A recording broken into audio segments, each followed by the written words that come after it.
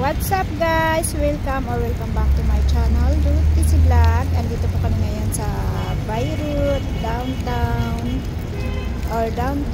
Beirut. Punta dito, nagdala kami ng mga pagkain para sa mga ibon.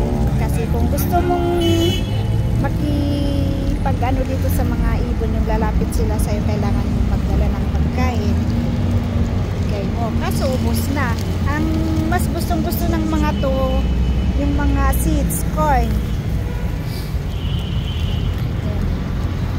Yung mga iba, nilalagay nila dito. Yung mga tinapay na matigas, ilalagay nila talaga dyan sa may tubig para madali nilang kainin yung mga tinapay. Kasi pag matigas, syempre, hindi nila makayang kainin yun, hindi rin sayang. Ayan. Yung mosque, makita natin maraming ibon din. Yung building na yan, maraming ibon.